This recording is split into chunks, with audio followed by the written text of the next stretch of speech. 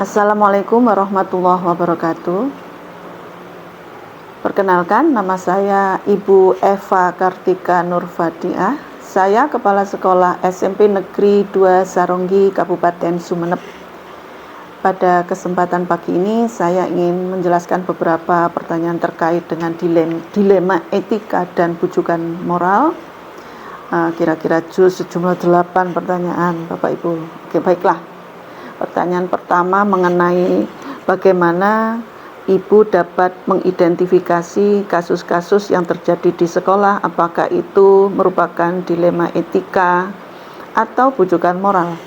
Jadi seperti ini Bapak Ibu, biasanya saya dibantu oleh beberapa teman-teman guru, terutama wakil kepala sekolah dan juga komite sekolah saat menghadapi permasalahan apakah itu dilema etika atau bujukan moral, maka kami akan menganalisa dari dua hal tersebut, manakah yang mengandung nilai-nilai kebajikan atau moral yang baik dan manakah yang tidak.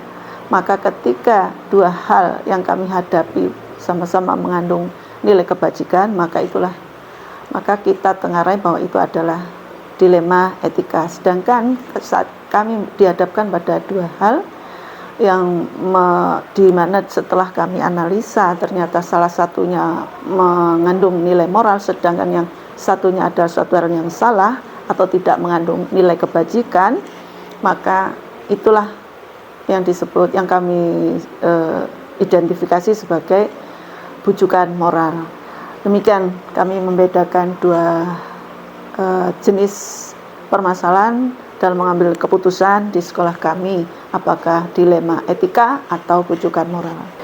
Pertanyaan berikutnya, bagaimana Ibu menjelaskan pengambilan keputusan di sekolah Ibu, terutama untuk kasus-kasus di mana ada dua kepentingan yang sama-sama benar atau sama-sama mengandung nilai kebajikan? Berdasarkan pengalaman kami sebagai kepala sekolah kurang lebih 6 tahun, maka 3 hal yang saya rasa biasanya kami atau saya pribadi lakukan. Yang pertama adalah penting bagi kami untuk membicarakan beragam masalah, termasuk di dalamnya dilema etika ataupun bujukan moral itu. Yang pertama itu dengan melakukan langkah yang mendekati langkah-langkah pendekatan ilmiah dalam mencari solusi suatu permasalahan yang digabungkan dengan kegiatan berdiskusi, bermusyawarah untuk mencapai mufakat. Kemudian yang terakhir yang tak kalah penting adalah komunikasi yang humanis, sehingga apa yang kami sepakati, yang kami putuskan benar-benar suatu hal yang terbaik yang kami ambil gitu. Sesuatu hal keputusan atau suatu hal yang tepat untuk diterapkan. Demikian. Selanjutnya, langkah-langkah atau prosedur seperti apa yang biasa Ibu lakukan selama ini? Nah, seperti yang dijelaskan di awal tadi, biasanya saya dibantu dengan beberapa pihak terkait, minimal lah ada wakil kepala sekolah, yaitu wakil kepala sekolah kurikulum dan juga wakil kepala sekolah kesiswaan dan juga komite sekolah setidaknya. Kemudian ada biasanya perwakilan orang tua siswa terkait dengan permasalahan yang sedang dihadapi. Jadi sifatnya siapa yang dilibatkan itu situasional dan kondisional, tergantung dari permasalahan yang sedang dihadapi. Dari situ kami berembuk atau bermusyawarah menemukan nilai-nilai kebajikan dari permasalahan-permasalahan tersebut. Sangat mudah ketika kita menemukan permasalahan terkait bujukan moral, karena kita sudah bisa meyakinkan ini yang satu adalah mengandung nilai kebajikan, yang satu adalah salah dan harus diselesaikan dengan mengambil keputusan tanpa dengan melihat bahwa dengan mempertimbangkan lebih besar pada bahwa satu hal ini yang tidak baik ini yang harus kita carikan solusinya. Kemudian ketika itu berkaitan dengan dilema etika, maka kami berembuk mendiskusikan, menemukan solusi-solusi alternatif, solusi-solusi apa yang bisa kami terapkan dalam mengatasi kondisi dilema etika ini. Dari beberapa sekian solusi, langkah berikutnya adalah menyaring, mengidentifikasi solusi yang terbaik di antara sekian solusi yang kami temukan, sehingga keputusan yang akan kami ambil nanti akan meminimalkan permasalahan lanjutan yang barangkali atau yang kemungkinan akan terjadi sebagai efek dari keputusan yang kami ambil. Setelah kami menetapkan, maka dari langkah tersebut kami akan menetapkan satu solusi yang harus kami tetapkan atau satu keputusan yang harus kami terapkan. Nah, setelah diputuskan maka kami harus melaksanakan. Dalam pelaksanaan ini tidak serta-merta urusan permasalahan selesai, dilema etika selesai saat itu juga, tetapi kami harus melakukan pemantauan dalam bentuk evaluasi, dan selanjutnya dari evaluasi itu kelemahan dan kelebihannya apa, kita harus mencarikan tindak lanjutnya seperti apa dalam bentuk refleksi baik buruknya apa, kemudian kita membuat tindak lanjutnya. Suatu ketika kita menghadapi permasalahan dilema etika yang sama atau mirip atau sama, maka kita bisa berpedoman pada pengalaman yang telah kita jalani, kita hadapi, di mana langkah-langkahnya telah kita ambil saat itu. Demikian. Hal-hal apa saja yang selama ini Ibu anggap efektif dalam pengambilan keputusan pada kasus-kasus dilema etika? Ya, yang sangat efektif adalah adanya kontribusi atau dalam kegiatan musyawarah mufakat dalam mengambil keputusan menghadapi dilema etika. Kami dibantu oleh orang-orang atau sumber daya manusia yang hebat, yang memiliki komitmen, kemudian memiliki wawasan yang juga cukup pengalaman dalam menghadapi permasalahan yang cukup banyak dan luas, sehingga kami bisa mendiskusikan dilema etika dengan terkadang lebih efektif, efisien, lebih cepat, dan sehingga ini juga memberikan keuntungan. Apapun yang telah kami putuskan dalam proses pengambilan keputusan terhadap dilema etika itu tidak berimpact negatif atau menimbulkan permasalahan yang berat di kemudian hari. Akhirnya biasanya ini permasalahan yang muncul setelah kami memutuskan suatu keputusan dalam menghadapi dilema etika itu sangat minimal gitu, sangat minimal. Kemudian berikutnya, hal-hal apa saja yang selama ini merupakan tantangan dalam pengambilan keputusan pada kasus-kasus dilema etika. Nah, begini, yang menjadi tantangan Bapak Ibu ketika muncul dilema etika, ketika permasalahan dilema etika itu bersinggungan langsung dengan masyarakat, dengan kepentingan masyarakat. Artinya masyarakat dalam ini adalah siswa-siswi, di mana orang tua mereka menyekolahkan putra-putri mereka ke sekolah kami. Kemudian kewajiban kami adalah memberikan pelayanan yang terbaik yang bisa kami berikan kepada para siswa-siswi kami. Artinya apa? Kami harus berusaha segala keputusan dalam menghadapi dilema etika harus keputusan yang benar-benar berpihak pada kepentingan siswa, pada kepentingan masyarakat. Karena ini menyangkut kepercayaan masyarakat terhadap kualitas pembelajaran, kualitas pelayanan pendidikan di sekolah kami yang bisa kami berikan kepada masyarakat. Selanjutnya, dalam menyelesaikan kasus dilema etika, apakah Ibu langsung menyelesaikan di tempat atau memiliki sebuah jadwal tertentu untuk menyelesaikannya? Bentuk atau prosedur seperti apa yang biasanya Ibu lakukan? Nah, ini yang biasanya saya lakukan adalah mempertimbangkan apakah suatu dilema etika ini merupakan permasalahan yang cukup pelik, cukup berat atau tidak, atau harus diselesaikan karena bersifat urgent. Kemudian dari situ saya akan mengambil langkah tetap bermusyawarah dengan beberapa guru terkait atau pihak terkait yang dalam permasalahan dilema etika tersebut. Ketika masalah tersebut urgen untuk diselesaikan, maka biasanya kami sesegera mungkin mengambil langkah. Tetapi ketika permasalahan ini dipandang membutuhkan perencanaan yang butuh kehati-hatian, maka kami biasanya membentuk tim yang melibatkan stakeholder terkait dengan dilema etika tadi. Kemudian tim tersebut akan menyusun rencana langkah-langkah yang akan diambil dalam penyelesaian atau pengambilan keputusan dilema etika tersebut, termasuk di dalamnya timeline disertai kegiatan atau langkah yang harus diambil. Seperti itu langkah yang saya ambil. Pertanyaan nomor 7, adakah seseorang atau faktor-faktor apa yang selama ini mempermudah atau membantu ibu dalam pengambilan keputusan dalam kasus-kasus dilema etika? Ya, tentu saja beberapa hal yang bisa biasanya memudahkan saya dalam mengambil keputusan terkait dilema etika adalah warga sekolah SMPN 2 Sarong ini ketika menghadapi permasalahan yang kami sejauh pengalaman saya itu mereka memiliki rasa tanggung jawab untuk ikut rembuk dalam mengatasi beragam permasalahan tersebut.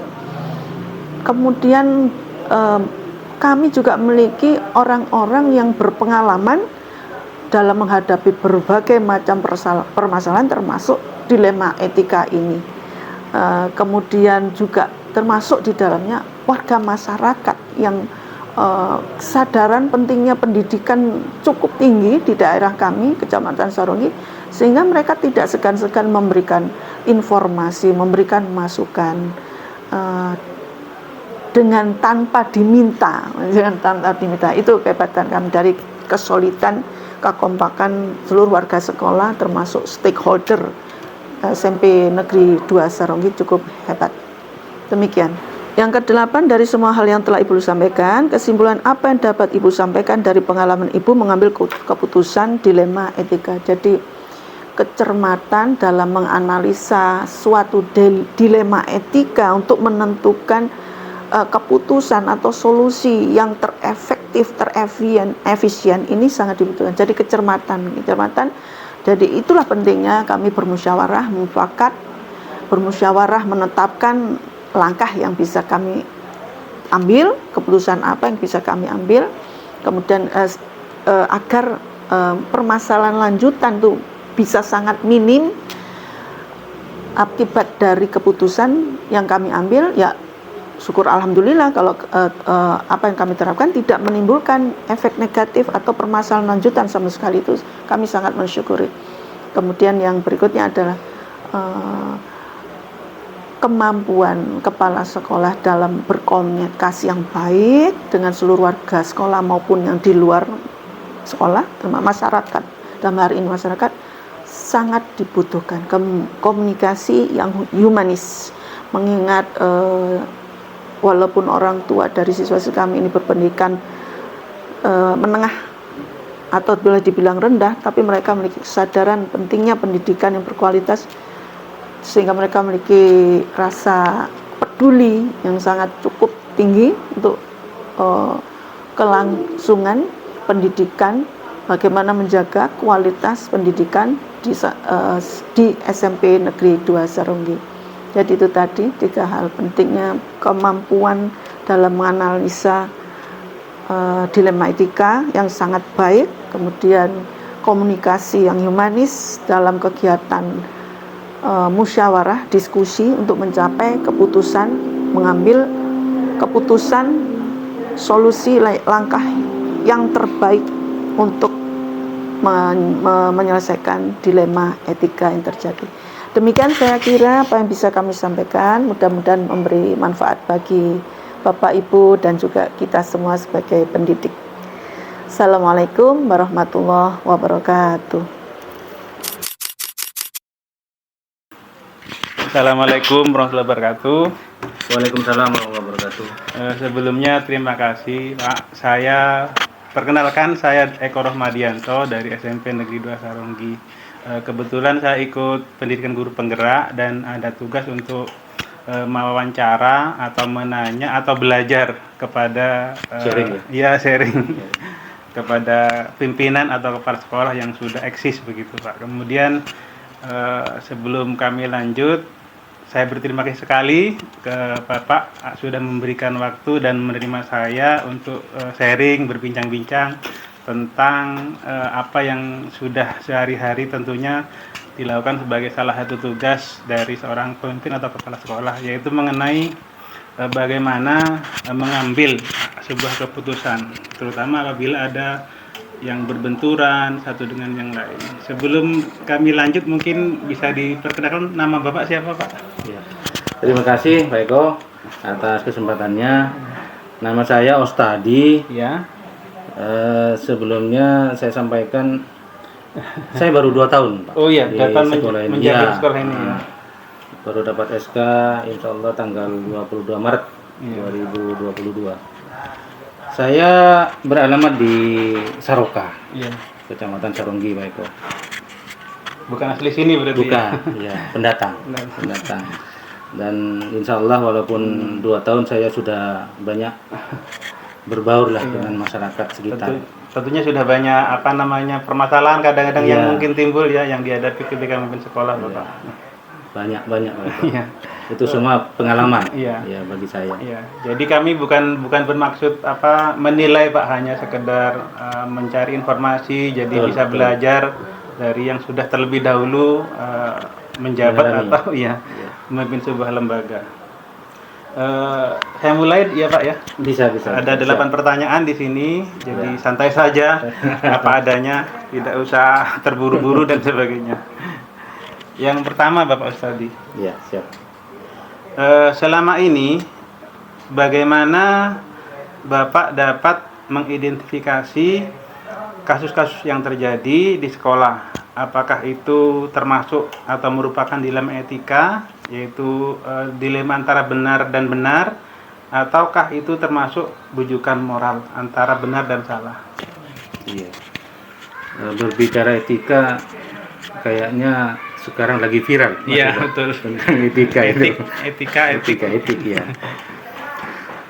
Ada beberapa hal atau cara ketika saya sebagai pimpinan di lembaga ini dihadapkan dengan persoalan etika, dilema etika. Yeah.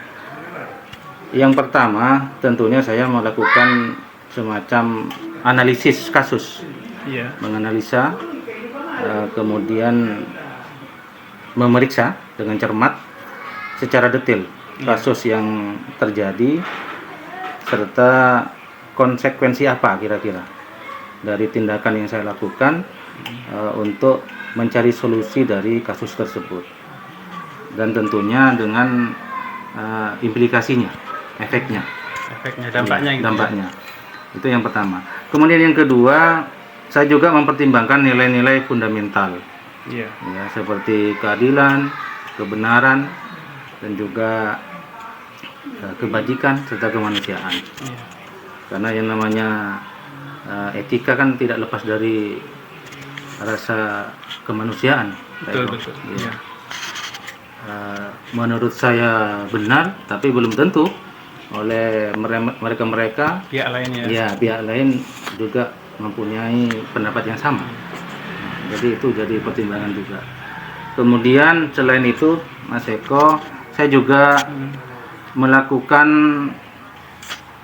diskusi, ya, berbicara dengan rekan-rekan guru, dengan teman sejawat juga, kalau perlu, dan ini juga saya pernah lakukan di forum K3S. Oh iya. Ya, karena ada forumnya ya Pak? Iya, forum kepala sekolah, karena saya merasa masih junior dan ya kadang takut salah dalam melangkah. Akhirnya saya juga minta pertimbangan sama beliau-beliau senior di Kecamatan Buluto ini untuk menyampaikan pemahamannya tentang kasus yang saya alami.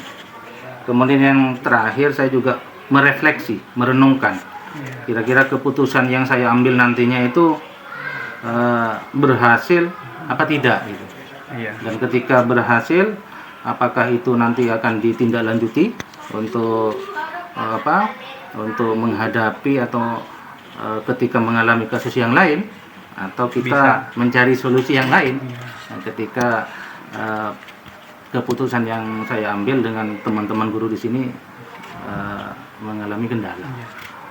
Jadi tidak semata langsung memutuskan gitu ya, Pak ya. Harus ada banyak langkah-langkah, banyak pertimbangan, ada diskusi, mengkaji, termasuk berdiskusi dengan sesama kepala sekolah. Mungkin sudah pernah mengalami hal serupa barangkali ya. Jadi bisa jadi bahan pertimbangan juga. Betul. Takut salah melangkah. Iya, tuh. Kemudian yang kedua Pak Ustadz, bagaimana selama ini Bapak menjalankan pengambilan keputusan di sekolah Bapak, terutama untuk kasus-kasus di mana ada dua kepentingan yang sama-sama benar atau sama-sama mengandung nilai kebajikan. Jadi ada dua masalah yang ternyata sama-sama benar. Bagaimana cara Bapak untuk mempertimbangkan keputusan yang Bapak ambil, Pak? Oh iya. Kami memprogramkan di sekolah, di lembaga itu Mas Eko, ada semacam supervisi di sekolah itu. Supervisi? Iya, kami programkan itu 1 bulan sekali. Tetapi jika ada kasus yang urgen dan benar-benar harus diselesaikan dengan cepat, maka kondisional, bisa walaupun tidak 1 bulan, saya laksanakan. Oh begitu. Terkait keputusan yang diambil, insya Allah itu merupakan keputusan bersama, keputusan yang terbaik dari berbagai pilihan yang ada. Tentunya dengan pendapat atau saran dari beberapa guru ya, yang akan memberikan pertimbangan untuk menekan seminimal mungkin dampak buruknya, negatifnya. Jadi ketika ada pengambilan keputusan itu ya kita diskusi dengan teman-teman guru, kira-kira kalau solusinya begini, dampak negatifnya apa? Itu dikaji satu persatu ya. Akhirnya nanti ketika sudah menemukan hal yang benar-benar dianggap benar secara forum lah, di secara situ bersama. Secara bersama, maka itu yang dilaksanakan. Iya. Sudah ada lagi? Tidak ada ya? Cukup. Oh iya. Cukup. Jadi artinya lebih ke ada pertemuan rutin, supervisi, tapi kalau tiba-tiba kok di luar jadwal ternyata ada permasalahan ya, terutama untuk yang harus segera ditangani ya Pak ya. Betul. Tidak perlu menunggu pertemuan berikutnya seperti itu. Kemudian mengenai langkah-langkah real Pak, misalnya atau prosedur yang Bapak lakukan selama ini ketika ada masalah atau kasus, itu langkahnya seperti apa Pak? Untuk yang ketiga, pertanyaan ketiga Pak. Untuk langkah-langkahnya insya Allah tidak jauh beda dengan yang pertanyaan pertama yang tadi. Yang pertama ya dengan mengidentifikasi masalah. Kita kenal masalahnya itu apa, kasusnya apa. Kita kenali dulu, kita dalami dulu ya secara bersama. Ya. Kemudian setelah mengidentifikasi, kita mengumpulkan informasi. Ya, mungkin dari beberapa teman, dari guru-guru di lembaga, ada yang pernah mengalami kasus seperti ini, kira-kira solusinya bagaimana, kita rembuk, berkumpul. Fakta-faktanya fakta-faktanya yang relevan sesuai dengan situasi, itu semuanya dikumpulkan. Kemudian setelah itu menganalisis. Dianalisis, diurai kira-kira kasusnya itu tentang apa dan efeknya kira-kira kepada mutu pendidikan itu bisa apa. Kita urai, kita analisis Mas Eko. Yang terakhir dievaluasi Mas Eko, evaluasi nilai.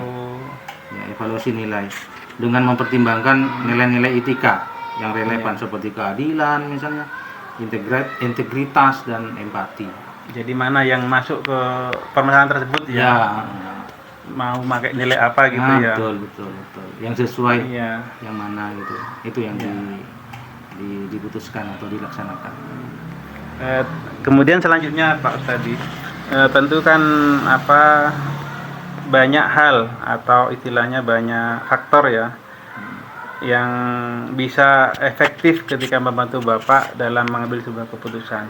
Hal-hal apa saja yang selama ini Bapak anggap efektif dalam pengambilan keputusan pada kasus-kasus yang bersifat dilema etika? Artinya milih A itu benar, milih B itu benar. Jadi sama-sama benar sebenarnya, tapi kan harus memilih akhirnya kan. Harus milih salah satu dan tidak mungkin dua-duanya. Nah, kira-kira apa saja yang Bapak anggap efektif dalam mengambil keputusan tersebut Pak Ustadi? Untuk yang keempat Pak Ustadi. Yang keempat ya. Iya. Sebenarnya ketika kita memutuskan sesuatu, Iya. memang tidak semuanya itu mereka atau yang mengalami atau yang akan melaksanakan dampak dari keputusan ini itu merasa puas. Pasti ya. Pasti ada yang tidak puas. Tapi ya seperti apa yang saya bilang tadi, kalau mencari kepuasan dari Semuanya. seluruh elemen itu kan Sulit, susah, ya. tidak mungkin lah.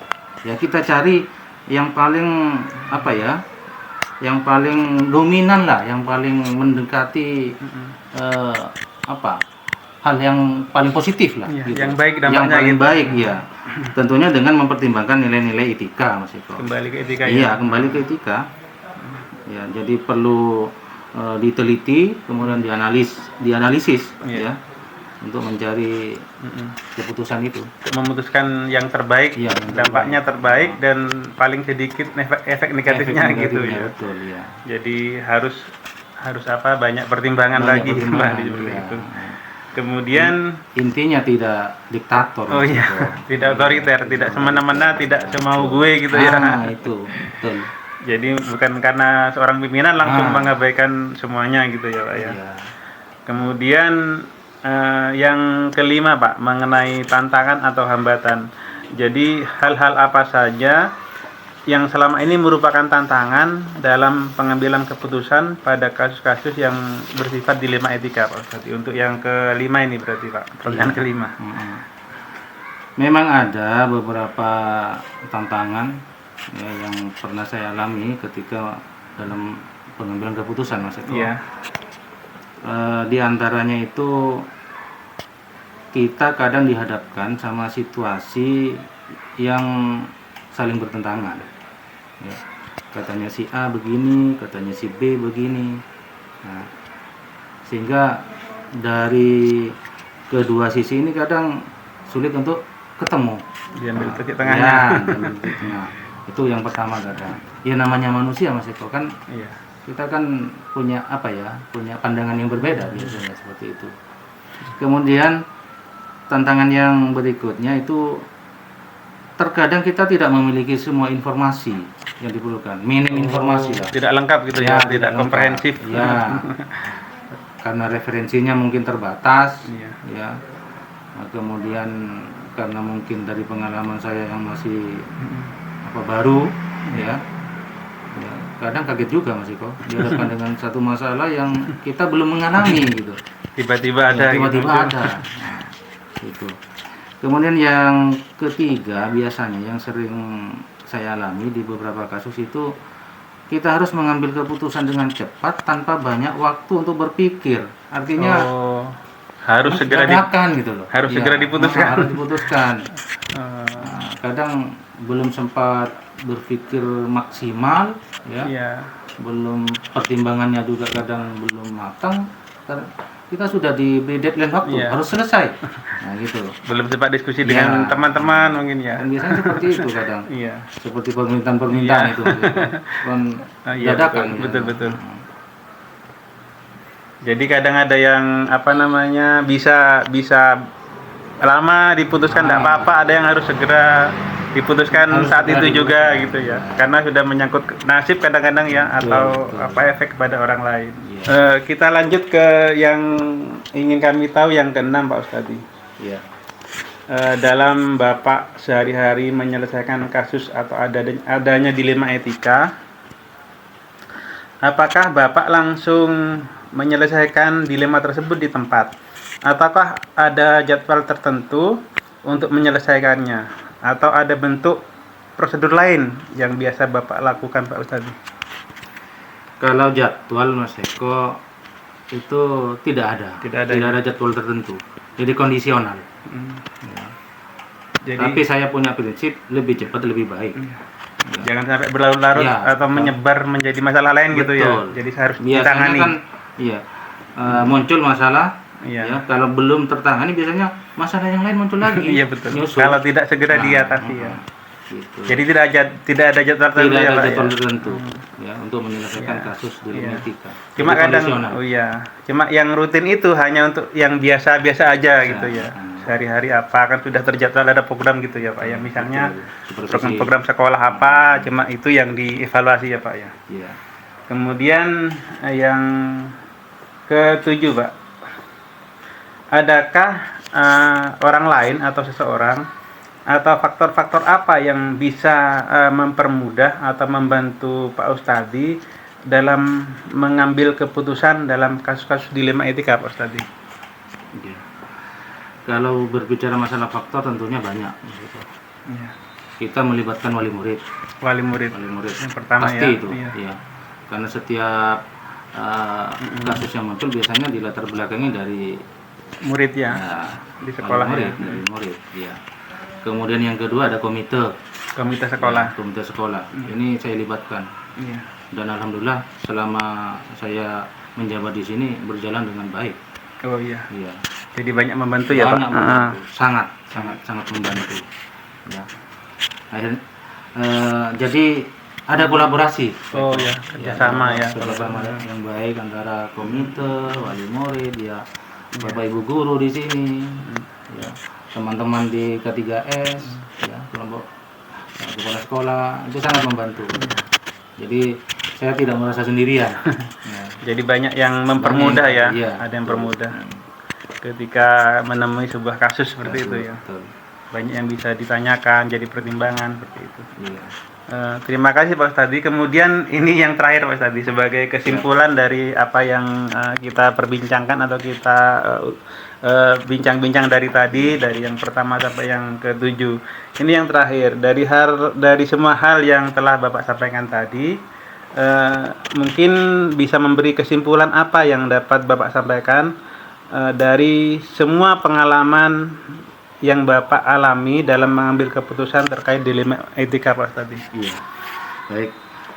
Kesimpulan yang bisa saya ambil atau yang bisa saya sampaikan kepada Pak Eko, pembelajaran yang saya bisa sampaikan itu tentang dilema etika adalah pentingnya integritas.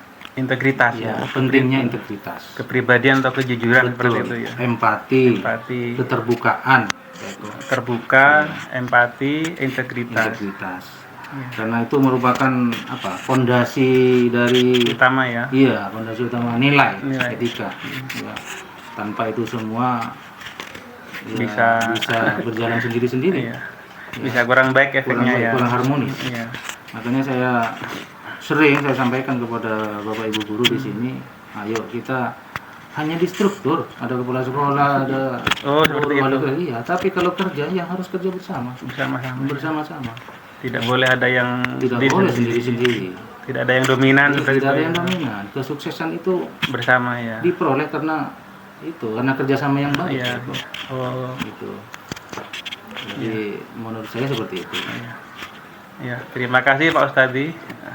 Sudah banyak berbagi pengalaman, banyak bermanfaat untuk saya, terutama juga mudah-mudahan juga bermanfaat untuk Bapak pertemuan kita hari ini. Sekali lagi terima kasih dan mohon maaf. Terima kasih atas waktunya. Assalamualaikum warahmatullahi wabarakatuh. Waalaikumsalam warahmatullahi